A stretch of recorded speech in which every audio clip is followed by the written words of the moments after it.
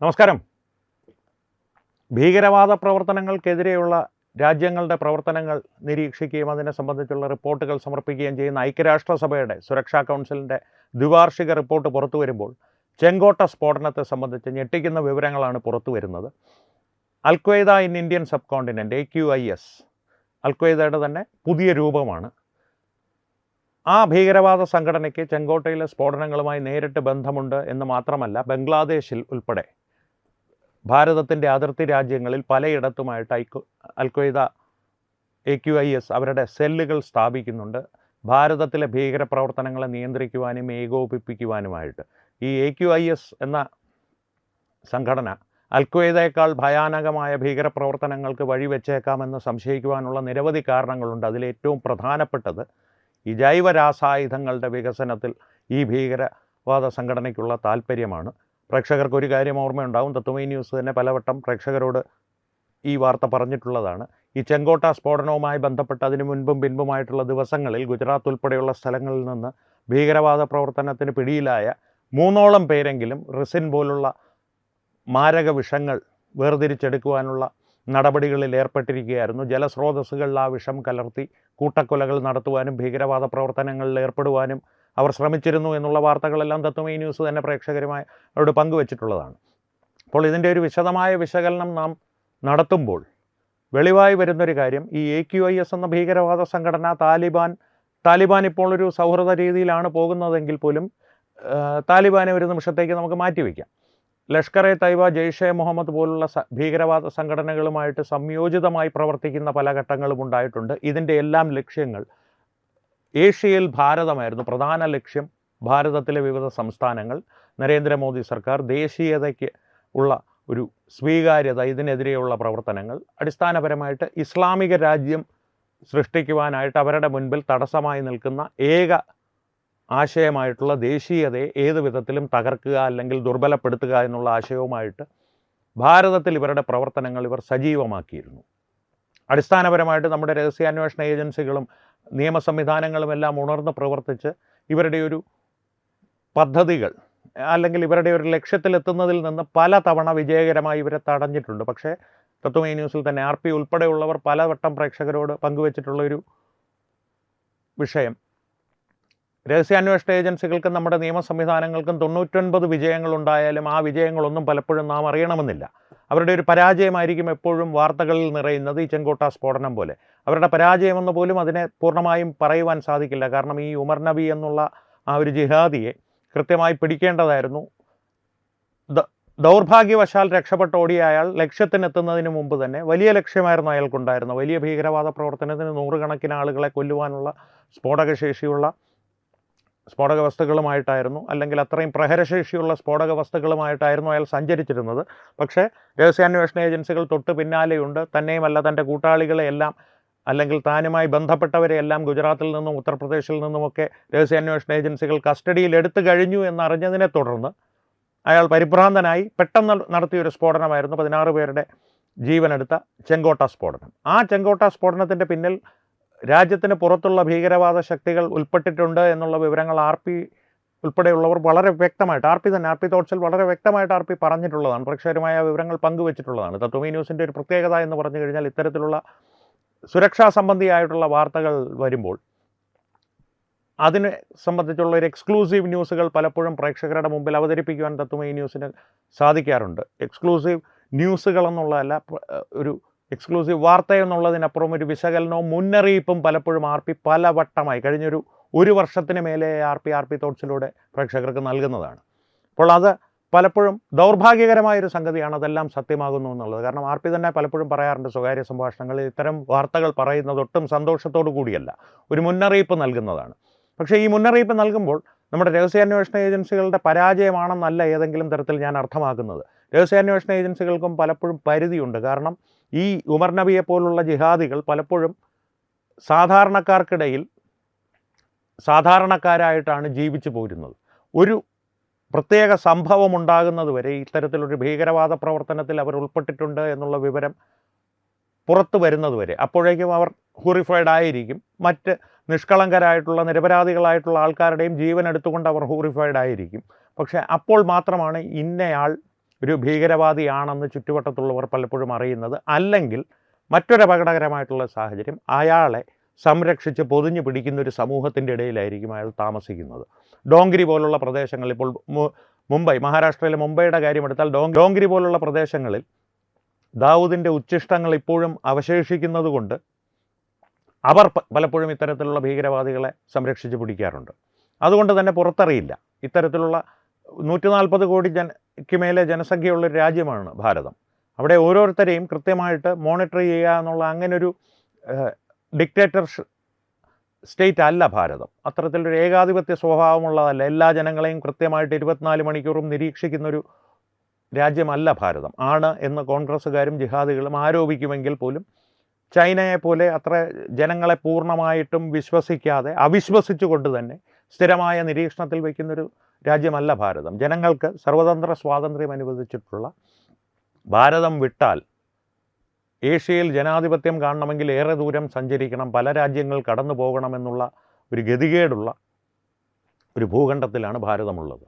ഭാരതത്തിൽ ജനാധിപത്യത്തിൻ്റെ സർവ്വ സ്വാതന്ത്ര്യങ്ങളും അനുഭവിച്ചു കൊണ്ട് അതിൻ്റെ എല്ലാ സ്വാതന്ത്ര്യങ്ങളും കഴിയാവുന്നത്ര ദുരുപയോഗം ചെയ്തുകൊണ്ട് ഏകാധിപത്യപരമായിട്ടുള്ള ഇസ്ലാമിക് സ്റ്റേറ്റ് പോലുള്ള ഒരു പ്രാകൃത ആശയങ്ങൾ നടപ്പാക്കുവാൻ ശ്രമിക്കുന്നവർ ജനസമൂഹത്തിൻ്റെ ഇടയിൽ സാധാരണക്കാരായി താമസിക്കുമ്പോൾ രഹസ്യാന്വേഷണ ഏജൻസികൾക്ക് അവരിലേക്ക് എത്തപ്പെടുന്നതിന് പരിധിയുണ്ട്.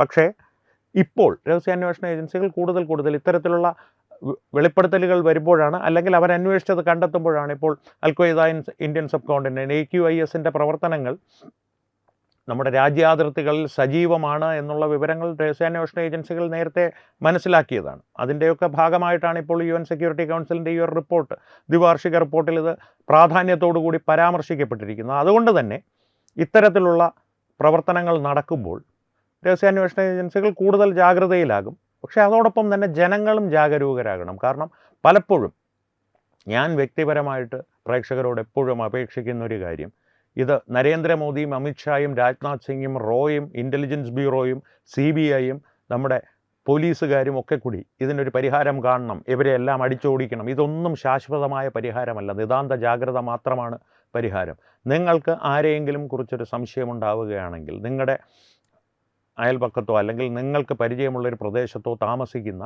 ഇത്തരത്തിലുള്ള ഉമർ നബിയുടെ രൂപഭാവങ്ങളുള്ള, ഇനിയല്ല ഒരു മാന്യനായി നടക്കുന്ന ഒരു വ്യക്തിയെക്കുറിച്ച് ഏതെങ്കിലും തരത്തിലുള്ള സംശയം, രാജ്യവിരുദ്ധ പ്രവർത്തനത്തിൽ അയാൾ ഏർപ്പെടുന്നുണ്ട് എന്നുള്ള സംശയം നിങ്ങൾക്ക് തോന്നുകയാണെങ്കിൽ കൃത്യമായിട്ട് NIA പോലുള്ള ഏജൻസികളെ വിവരമറിയിക്കുവാനുള്ള സംവിധാനങ്ങൾ സാമൂഹ്യ മാധ്യമങ്ങളിൽ ഇപ്പോൾ ലഭ്യമാണ്. അത് ഉപയോഗപ്പെടുത്തുക. ഞാനിപ്പോൾ ഇങ്ങനെ എന്തെങ്കിലും അയച്ചു കഴിഞ്ഞാൽ എനിക്കെന്തെങ്കിലും പ്രശ്നം വരുമ്പോൾ നിങ്ങൾക്കൊരു പ്രശ്നവും വരില്ല. നിങ്ങളുടെ വിവരങ്ങളെല്ലാം രഹസ്യമായി സൂക്ഷിക്കപ്പെടും. ഒരുപക്ഷെ നിങ്ങളുടെ സംശയം വെറും മണ്ടത്തരമായിരിക്കാം. അങ്ങനെയാണെങ്കിൽ പോലും അത്തരത്തിലൊരു മണ്ടത്തരം ഞാൻ ചെയ്യണോ, ഞാൻ വലിയ ഉസ്താദല്ലേ എന്നുള്ള രീതിയിലുള്ളൊരു ചിന്ത ഉപേക്ഷിച്ച് സംശയങ്ങൾ, 100 സംശയങ്ങളുണ്ടെങ്കിൽ 100 സംശയങ്ങളും നിങ്ങൾ കൃത്യമായിട്ട് ഏജൻസികളെ അറിയിച്ചു കൊണ്ടിരിക്കുക. അവർക്കത് പതിവുള്ള കാര്യമാണ്. കാരണം അവർക്ക് ഇങ്ങനെ ഒരു പ്രാങ്ക് കോൾ വരുമ്പോൾ അവർ പുലി വരുന്നേ പുലി എന്നുള്ള ആ കഥയുടെ രീതിയിൽ അതെടുക്കില്ല. എത്ര ഇത് വന്നാലും ഇത് ശരിയാണോ സത്യമാണോ എന്ന് വേർതിരിച്ചറിയുവാനുള്ളൊരു വിവേചന ബുദ്ധിയും പ്രവൃത്തി പരിചയവും അവർക്കുണ്ട്. അവരത് തീരുമാനിച്ചുകൊള്ളും. അത്തരത്തിലുള്ള ജാഗ്രത നിങ്ങൾ പാലിക്കുക. സംശയമുണ്ടെങ്കിൽ പല കടകളും പലവട്ടം പല പ്രദേശങ്ങളിൽ പല രീതിയിൽ നടക്കുന്ന ഇത്തരം സംശയാസ്പദമായിട്ടുള്ള പ്രവർത്തനങ്ങൾ തത്വമയി ന്യൂസ് തന്നെ പലപ്പോഴും പറഞ്ഞിട്ടുണ്ട്.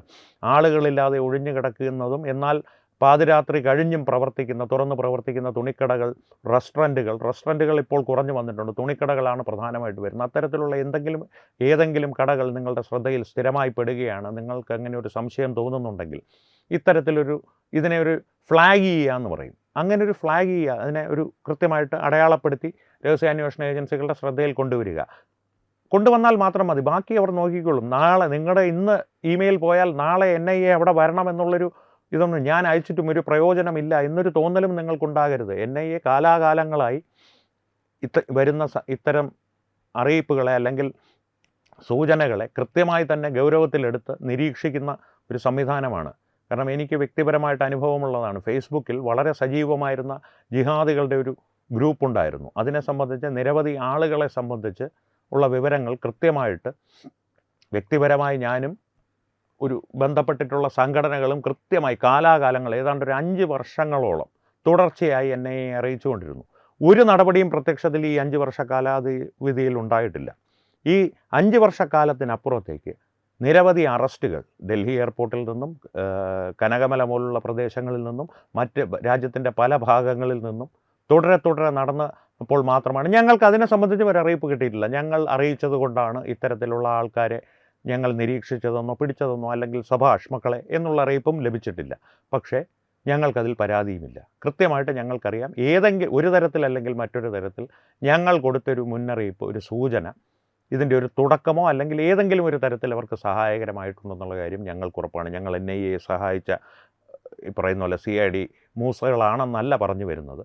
പക്ഷേ ഓരോരുത്തരും CID മൂസകളാകുക, CID മൂസയുടെ ക്രെഡിറ്റ് ആഗ്രഹിക്കാതെ. അത് മാത്രമേ ഉള്ളൂ ഇത്തരത്തിലുള്ള ദുഷ്ടശക്തികൾ നമ്മുടെ രാജ്യത്തിനെതിരെ പ്രവർത്തിക്കുന്നത് സ്ഥിരമായിട്ടുള്ള ഒരു സംഭവമായി മാറാതിരിക്കാൻ അതിന് ഇവിടെ ഒന്ന് കട്ട് ചെയ്യണേ. അതിന് സ്ഥിരമായൊരു തടയിടുവാൻ നമ്മുടെ മുൻപിലുള്ള മാർഗം. അതിനപ്പുറത്തേക്ക് നമുക്കൊന്നും ചെയ്യാനില്ല. രഹസ്യാന്വേഷണ ഏജൻസികൾ അവരുടെ ജോലി ചെയ്യുന്നുണ്ട്. ഒപ്പം അവരെ സംരക്ഷിക്കുന്ന ഒരു സമൂഹമോ അല്ലെങ്കിൽ ഒരു കൂട്ടം ആളുകളോ നിങ്ങളുടെ ശ്രദ്ധയിൽപ്പെട്ടാൽ അവരെ സാമൂഹികമായി ഒറ്റപ്പെടുത്തുവാനുള്ള ഒരു നടപടിയും കൂടി അല്പം മനക്കട്ടിയോടുകൂടി നമ്മളങ്ങനെ ചെയ്തു കഴിഞ്ഞാൽ എന്ത് തോന്നും, നമ്മളെ ഇസ്ലാമോഫോബിക്കാണെന്ന് വിചാരിക്കില്ലേ, അല്ലെങ്കിൽ നമ്മളെ ഇത്തരത്തിലുള്ളൊരു വർഗീയവാദിയാണെന്ന് വിചാരിക്കില്ലേ? ആ ചിന്തകളുടെ എല്ലാം കാലം കഴിഞ്ഞു. കാരണം അവർ നിങ്ങൾക്ക് അത്തരത്തിൽ യാതൊരു പരിഗണനയും തരില്ല. നിങ്ങളുടെ വീടിൻ്റെ മുൻപിൽ വെച്ചായിരിക്കും അടുത്ത ഉമർ നബി ഒരുപക്ഷെ പൊട്ടിത്തെറിക്കുന്നത്. അപ്പോൾ നിങ്ങൾ വർഗീയത കൂടാതെ ചിന്തിച്ചു, ഇത് കേരളമാണെന്നുള്ള രീതിയിൽ ചിന്തിച്ചു എന്നുള്ളതൊന്നും അവനെ ഹോറിഫൈഡ് ആക്കുന്നതിൽ നിന്നും നിങ്ങളാകുന്ന കാഫിറിനെ ചിഹ്നിച്ചെറിയുന്നതിൽ നിന്നും തടയില്ല, അല്ലെങ്കിൽ നിങ്ങളെ രക്ഷിക്കില്ല.